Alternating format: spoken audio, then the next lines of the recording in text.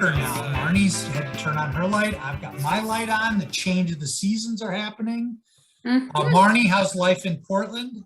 It's awesome. It's raining. We love it. Thanks for asking. Yeah. What's new in Madison? Geez, not much. The Brewers are in the playoffs. I'm going to the first playoff game on Friday. I'm very excited about that. They're playing Atlanta, like the Twins did when we were in high school. So that'll be fun. Actually, I think the Twins played the Cardinals when we were in high school. It was in 91. They played the Braves.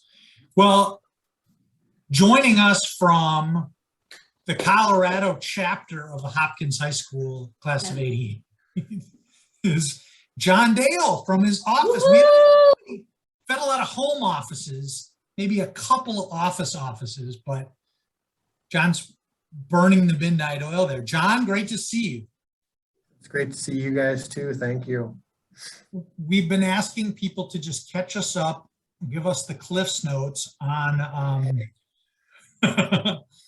high points of your life between walking off the stage at Northrop Auditorium and today. Wow. Okay. All right. The Cliff Notes real quick. Went to St. Olaf College after Hopkins, graduated in 4 years there, and had an economics degree with an accounting emphasis. Went to work for the large regional firm in Minneapolis, Allen Wisher at the time. And I worked in their Brainerd office for about 13 years. From Brainerd, decided that we wanted to move the family to Colorado. Been in Colorado now for several years. I guess it's about 13 or 14 years. Been a CPA for close to 30 years, working for 3 different firms. So once we got to Colorado, I joined a different firm, a national firm. It's got a weird name that nobody would ever know, but it's called CBiz MHM. So, and then now I'm in with a third firm called Ritchie May here in the south side of Denver. We're down in the Meridian, Lone Tree, Highlands Ranch area. 2 kids. Son named Mats. He's 22 years old. He's a senior at the University of Minnesota, studying civil engineering, and a daughter named Kaya. She's 19 years old. She is at the University of Minnesota. She's a sophomore, and she was going to be pre-med and a doctor, but she's now rethinking that. And she's not sure if she wants to still be a human physiology major or a communications major. So still playing a little bit of hockey, still playing a little bit of golf, doing a lot of hiking. I try to keep up my reputation or my reps on the Peloton every morning, and that's about it. Yeah. So biggest part has been a CPA. So that's great. So we haven't talked too much, but there are a number of people from our class who went to St. Olaf, and we haven't talked too much about St. Olaf. But when you know, like everybody who went to school, do you think that when you went to St. Olaf, did you kind of stick by the Hopkins people, or did you look to branch out right away? I'd probably say I branched out a little bit. I was in a dorm name called Hoyme, and it's a little bit smaller college. There's about 3,000 or 4,000 students, I believe. So it's just under, just right around 1,000 for class size, and I think that gives you an opportunity to meet everybody and to sort of decide on who you want to hang out with. And I did hang out quite a bit with Juicebox throughout the 4 years, which is Rich Lindstrom for those that don't know Juicebox, I guess. But he and I were both there, and he and I had some common friends, and he wasn't in the same dorm the first year, but we sort of, through intramural sports and maybe some music and some other activities and stuff like that, we hung out quite a bit. But that's probably, I would say I branched out a little bit more. Yeah. I seem to remember, I thought I ran into you at the U probably with Mike Mitchell and Charlie. You were building a bar, I think. Does this sound familiar? Was this an apartment bar or a dorm room bar? Or You really are. You either done your research or you have a great memory. I can't tell you which, but little strands. you were definitely pulling some things out of the hat. But yeah, I did hang out at the university quite a bit. I did stay in touch with Mike Mitchell, Charlie Giostra, Mark Mengi, and some of those other guys. And yes, I was.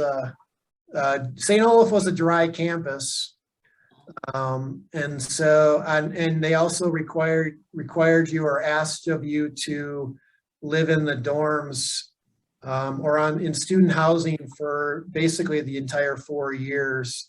You had to have sort of an excuse or a pass to live off campus any of the 4 years. So I think it was our junior year. We built a bar that went into our quad. There was 4 guys that I had lived with. Basically, I lived with these 3 other guys my entire 4 years. The first year was I lived with one of them. The next 2 years I lived with 3 of them.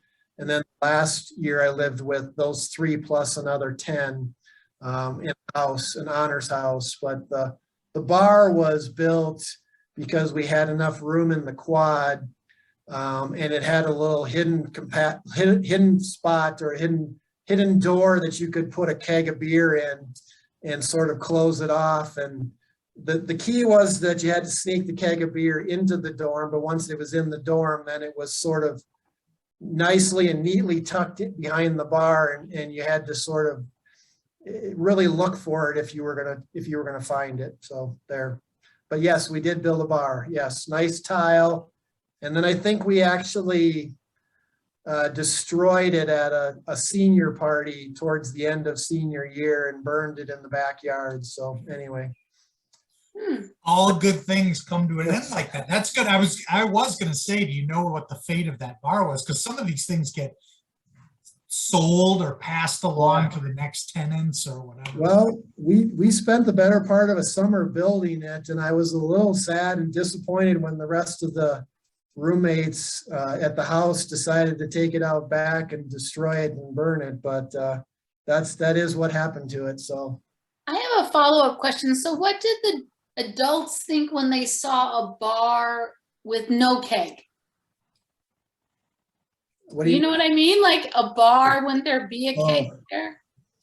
I don't think we were fooling anybody. I don't think we were fooling anybody at the school, or I don't think we were fooling any of our parents. I don't. Mhm. But, it's nice to think that we did. You know. So. Okay. Sounds good. Yeah, that's great. So, all right. So Colorado, what was the draw to go to Colorado? You just sort of glossed over that whole part of your story. Well, you could see it a little bit Mhm. behind me as far as, I mean, there are approximately 360 of the 365 days. I think it's a sunny day here in Colorado. The weather tends to be fairly mild. I mean, it's not quite as hot in the summertime. It's not quite as cold in the wintertime. Yes, my dad is still tells me every time I see him that, you know, I've always told him that it doesn't snow in Denver, but actually in Denver, but it does snow. And so he reminds me every time that it does, that I've made those type of comments to him. But the most part of it, the biggest part was the sun and the warmer weather, the outdoor activities, the dryness to some extent. So yeah, that was our biggest draw. And then at the time, I was married to Christy, who I met in college at St. Olaf, and she had some family here in Denver and wanted to get out to Denver at the time. Fantastic. So I'm glad you like it there.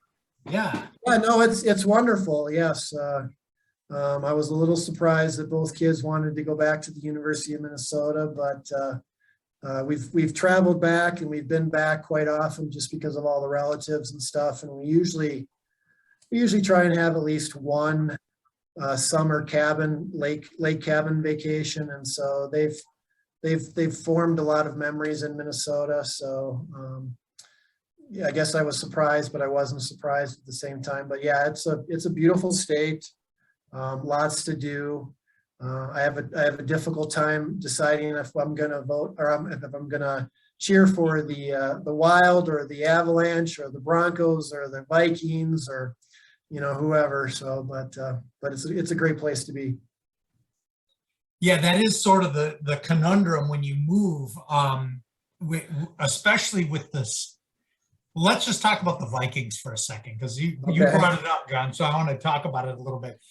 The Vikings are awful. I mean, they're like historically not a good team. Right. But you're supposed to be loyal, right? They say like, oh, Yes. you got to stick with the team that you grow up with. There was a point when I had like passed the 18-year line of living in Madison, living in Wisconsin. Sure. I said, I've lived here longer than I ever lived in Minnesota. Vikings have never done anything for me.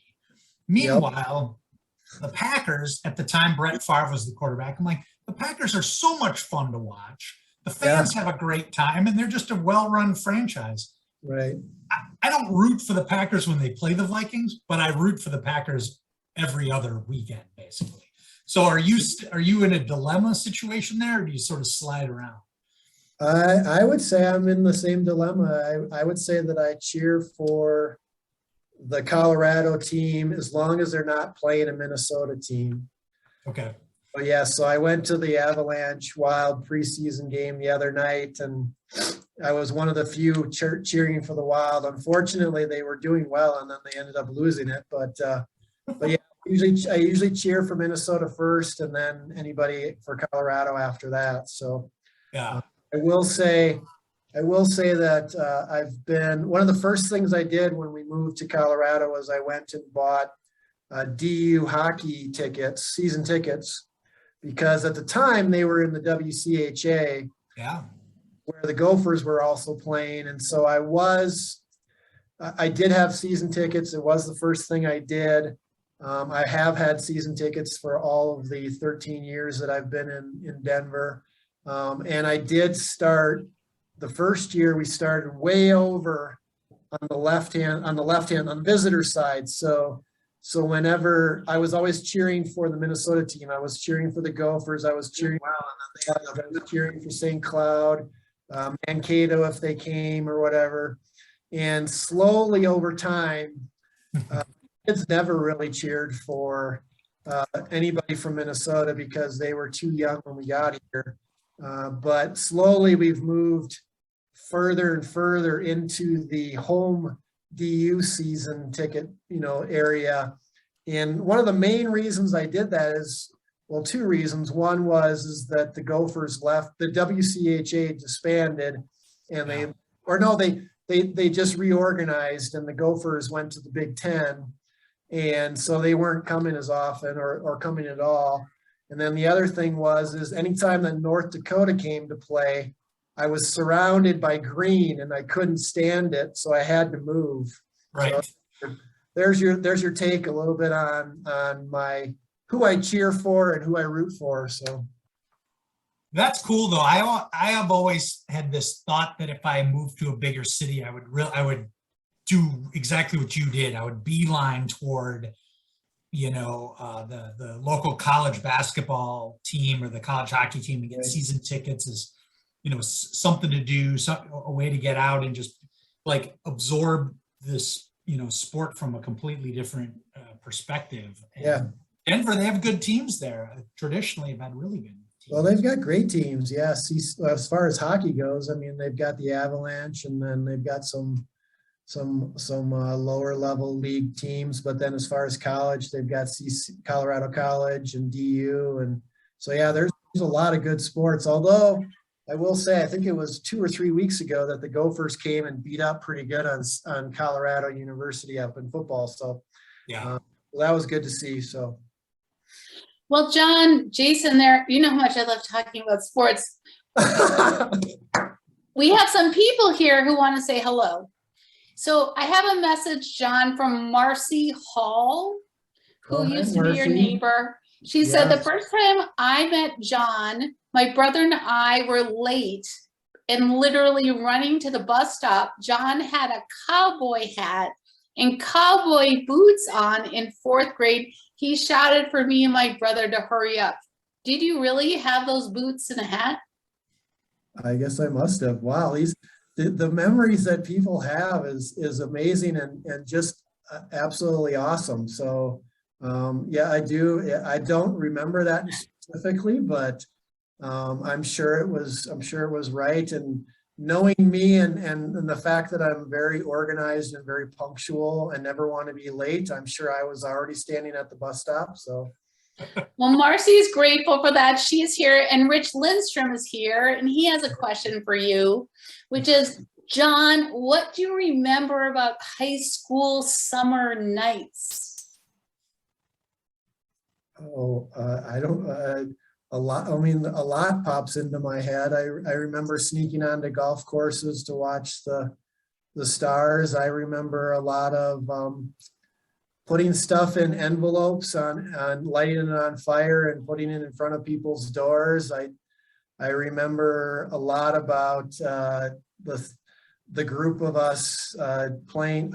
I don't know if we actually called it tag, but I think it was sort of, we used to race around the suburban back streets and in our cars and sort of chase each other and try and not necessarily tag each other with cars, but basically try and keep up and chase. And then we did a lot of donuts in parking lots. I don't know, you'd have to ask Rich with what he's thinking, but those are some of the things. Basketball over at IHM and, you know, going skinny dipping in some of the lakes and things like that. So.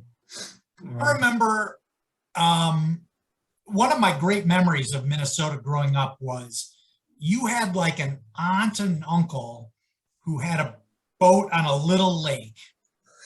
And I don't remember, you know what I'm talking about? I don't remember where this was. I know exactly what you're talking about. It's Lake Bavaria. It was my grandmother who owned, my grandmother and grandfather owned a little cabin on Lake Bavaria, which is at the time, or it is in Victoria, Minnesota, which at the time was basically felt like you were driving 20 hours and you were in the middle of a bunch of cornfields, but Yeah. It's actually a suburb of Minneapolis. But my uncle still does own that house on the lake. When my grandparents died, he bought it from my mom and my other uncle, and we still go out there on an annual basis for 4th of July. We don't have that boat anymore, but we do have the boat, and I can remember trying to drag Charlie Jastra underneath the water while he was hanging onto the rope and Right. times and things like that. So Well, yeah. none of us, as I remember, none of us knew how to water ski, and you drove the boat. And so one by one, we sort of learned how to water ski out there. What I remember of it is just one of these like magical summer nights of just like, you know, people had their summer jobs or whatever. We, you know, Yep. one of these nights where it was light until 9:30 or something, we drove out, and Yeah. it was a small, calm lake. So it couldn't have been a better situation to learn how to water ski. And Absolutely. Yep. Yeah. No, we still enjoy going out there. We still go out there, and yeah, those are great memories. yeah, I don't remember the lighting stuff on fire so much. What did you light on fire? Ask Rich. No, Ask Rich. I will ask Rich. We'll check in with Rich. it was a lot of things that gosh, who was all of Wade Miller, Mark Mengy, Mike Mitchell, Charlie, myself, Rich. We were just kind of, we just did a lot of dumb high school stuff in the middle of the night. Yeah. And I do remember they used to sneak out or go out And I joined them one time because my room was on the ground level, so it was easy to get out. And I remember that they'd been doing this for quite some time. And I joined them one time, and that was it, because all they did was they went to Perkins, sat there, and went home. And I was like, well, if this is all you guys are going to do, I think I'm going to sleep. I'm good. Oh, You guys can have fun. So Yeah, that sounds. no, we did. We were lucky, and it was one of those times, you know, when the police weren't really trying to bust you or get you in trouble or anything like that. And I would say that we probably did some things that I wouldn't be overly happy if my son or daughter were doing. So, but isn't that the way it goes too? I mean, my dad did a lot of things that he probably didn't want me to do. So. Yes, totally. I wonder if this cowboy hat incident, I keep thinking about this. I wonder if that had something. Do you remember Gold Rush days? That was a thing that we did at Gatewood. I wonder if that was. That makes perfect sense. Yes. Yeah. Some sort of, carnival or Gold Rush or So both of you went to Gatewood together. So John, what is your earliest memory of Jason Joyce? Oh, well, I mean, I think we were talking about it a little bit before the session. I mean, I'm going over to his house for Cub Scouts. And then also, I mean, I think for some reason I picked up real early that his dad was a CPA, and that sort of interested me. I mean, honestly, it was 16 or 17 years of age that I said I wanted to be an accountant and a CPA, and I never looked back, and it's been 30 years. And so, I mean, I'm sure that memory sort of, and then I have a memory of, you know, where his house is and the street and what sort of the neighborhood looks like and things like that. So. Okay, I have one other follow-up question, because we don't get to pick on Jason very much. Is there anything, was he the same kind, what was he like in elementary school? Do you have any memories of that?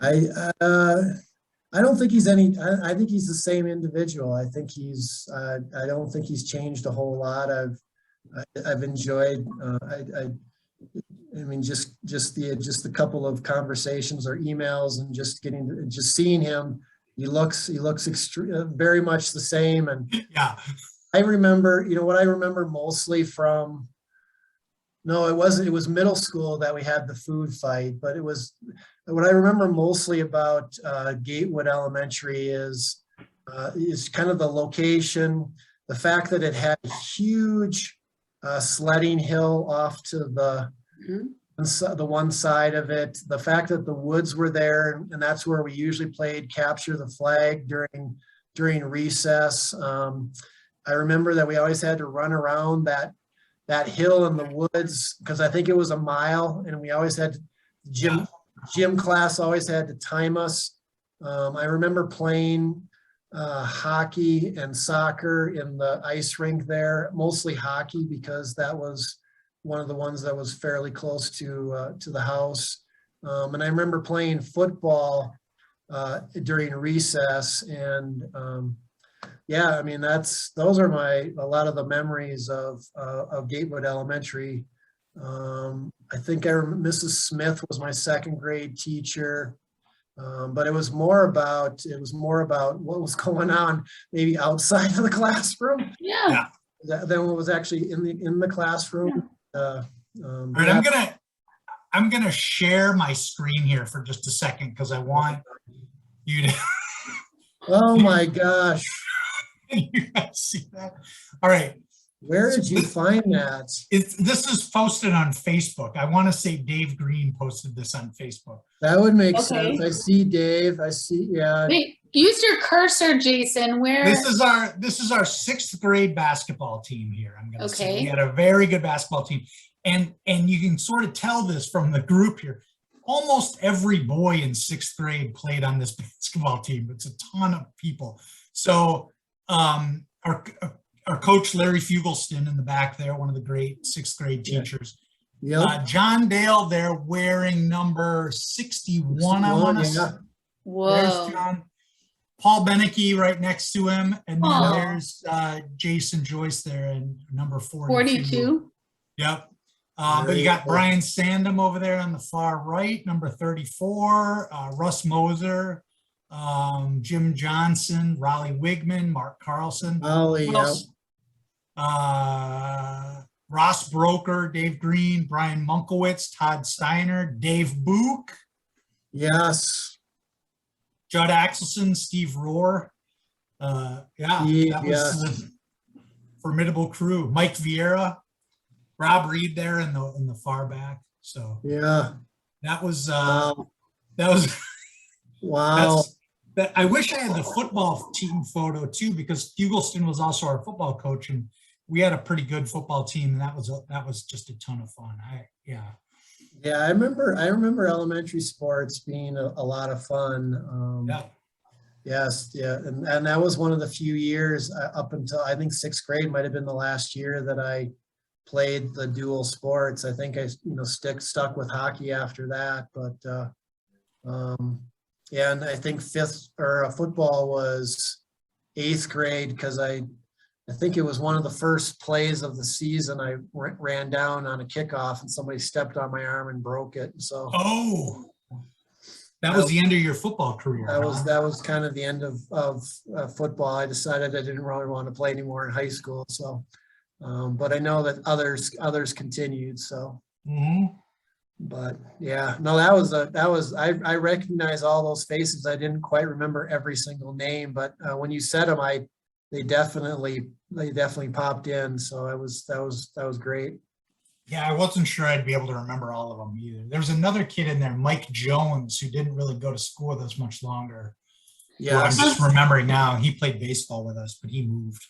Well, there's another interesting comment in greeting, John. So Jim Sexton is here and says hello. And he just posted something interesting. He said, I'm pretty sure you guys destroyed the 6th grade Catherine Kern basketball team that I was strangely on.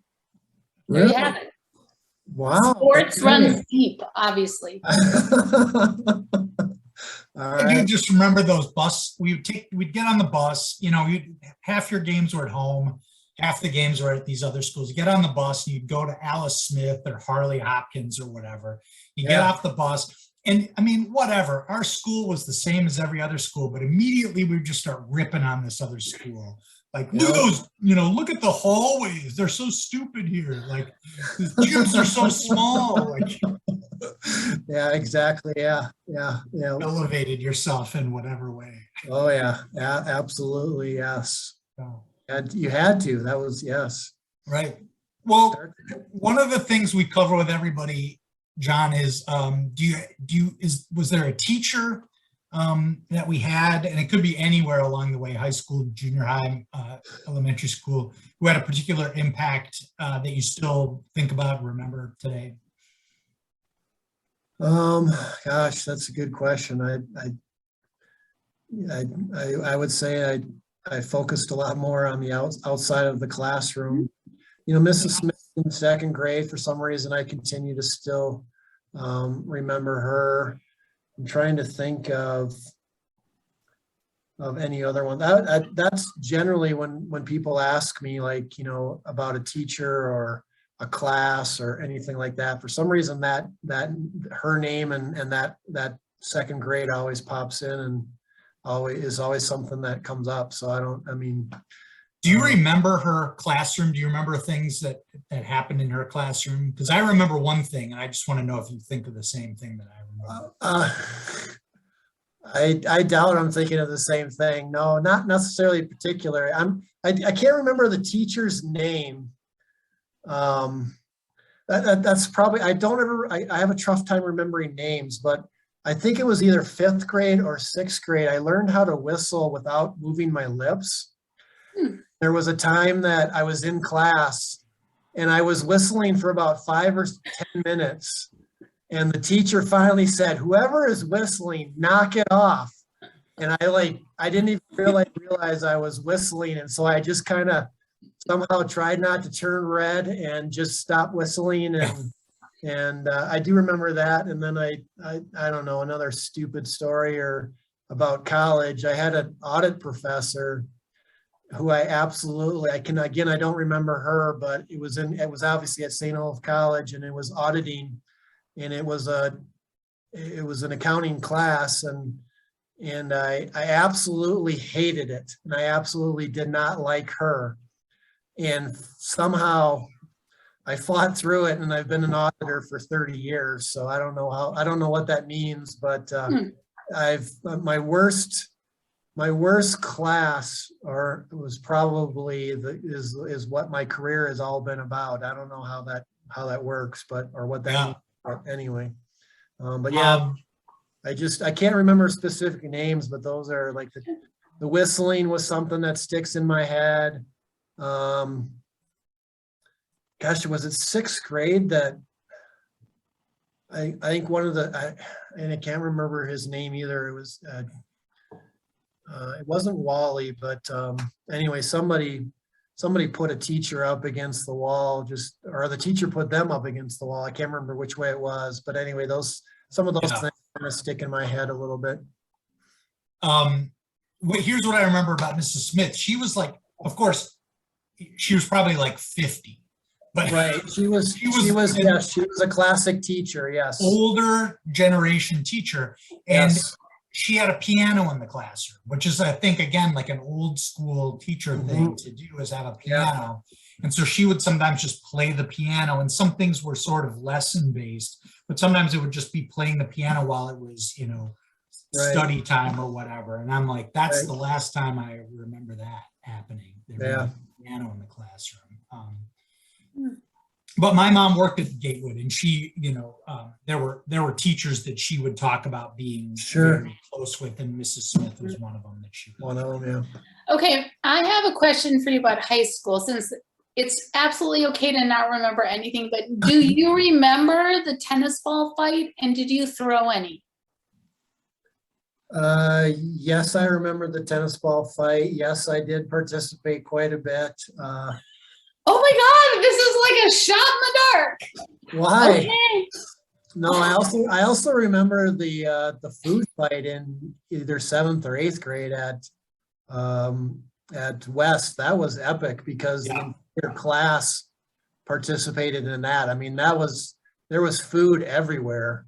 Those two things. I remember, the high school, the common area or whatever, and the ability to sort of have demonstrations or tennis ball fights or advertise where you're going to be going for spring break or things like that, Okay, so you remember throwing tennis balls. Do you remember, what else do you remember about that day? No, did I hit you? I don't know. No, oh yeah, oh, you're being so kind. No, you haven't watched enough shows. This is a giant mystery that we're gonna solve sometime. Okay. But you're the first, you admit, that's cool, you admit it, but do you remember anything else about it? I did not get injured. Marnie's looking for the grassy knoll here of who threw the first ball. I don't remember being the first or the instigated or anything of that, but I mean, obviously I heard about it, and I was there. Yeah. Okay. I accept. That's very important information. Thank you for your admission. Yeah.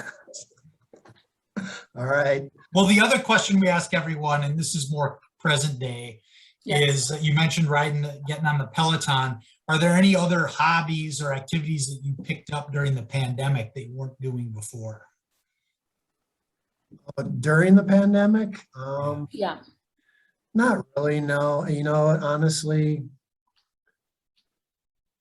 to some extent, things kind of continued. I do a lot of hiking. I mean, I do a lot of walking, whether it's, just by myself to sort of decompress from the day or go out and, and Colorado has a lot of opportunities. We actually have, 12 miles of backcountry trails right behind the house and stuff like that. So that's probably the biggest thing beyond just playing a little bit of hockey and golf. And,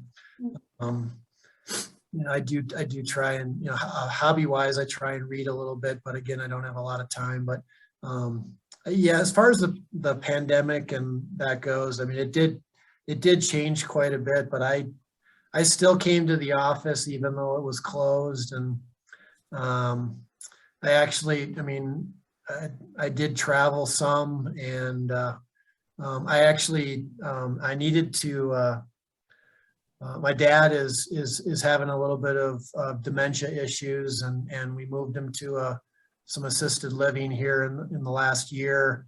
And so I actually made a commitment that I was even during COVID, or the pandemic, I was going to travel back to Minnesota once a month and spend some time with him. So I was able to do that. And I did work remotely then. So I guess the one thing that changed during the pandemic is that, yeah, I went back to Minnesota once a month to visit my dad and my mom. So.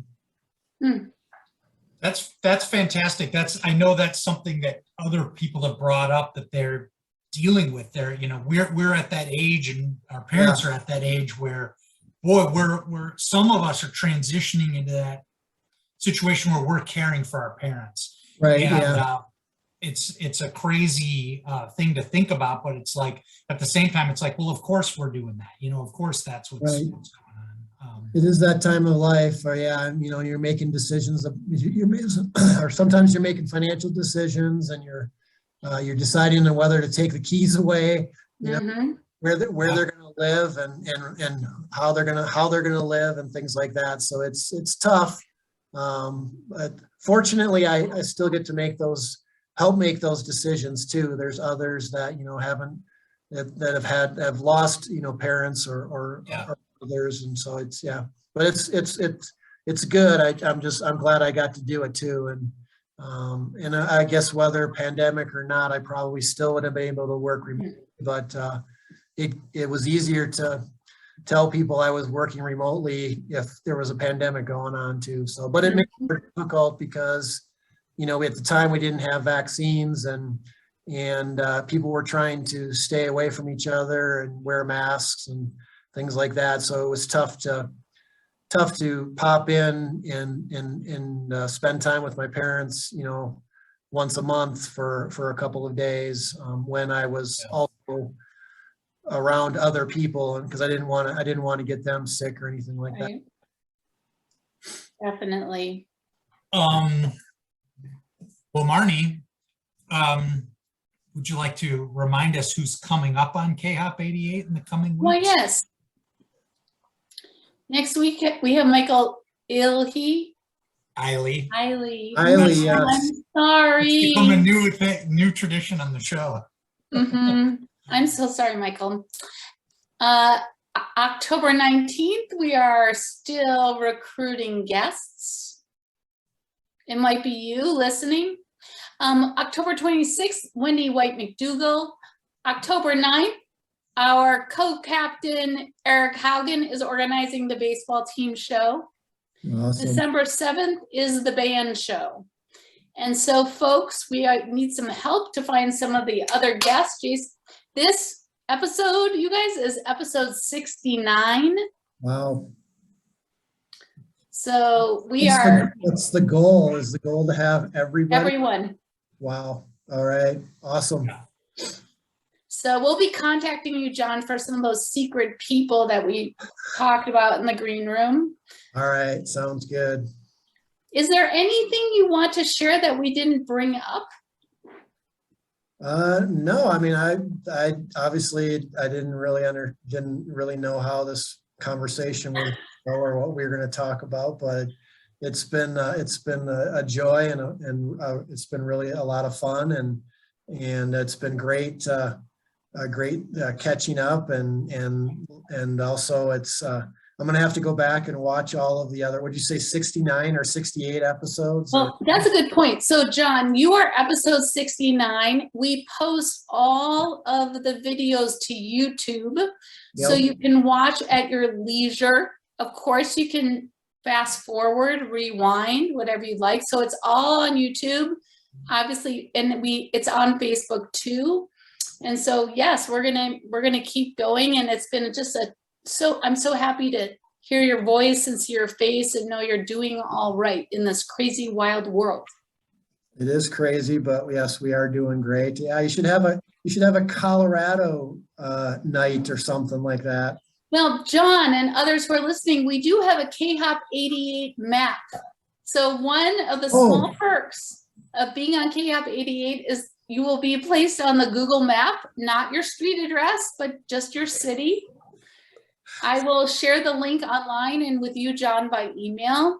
And yeah, there's lots of cool folks in Colorado. We have we've had 2 Mountain Time guests. I think Las Vegas is in Mountain Time. Kathy Russett's in Las Vegas. She was on last week. Yep. Yeah, so we're covered in the middle of the country now. This is great. Yep. A 3 time zone show right now, which I'm. You betcha. Well, you gotta find somebody in a different continent or whatever. Oh, we have. Okay. You can look on the map. Okay, good. Yeah, it's only going to get better and better here as we track. Yes, right? definitely. Yeah, John, it's been great. It's been great catching up with you. When was the last time someone called you Big D? You know what? That nickname stuck through college. So Okay. I have heard it, but Big D, yes. Bob Reed did coin that nickname, and I think it was 6th grade or 5th grade, one of those two, and it did stick with me, and but I have not heard it for a while. So Okay. it actually got shortened just to D. So Just a D, right? the Big D I have not heard for a long time. Right. Well, D, it's been great catching up with you. Marnie, as always, great to see Yes. you. From Next Portland. Tuesday, Michael Eiley. Mike Eiley next Tuesday. Okay, yep. All right, Bye. take care, everybody. Bye.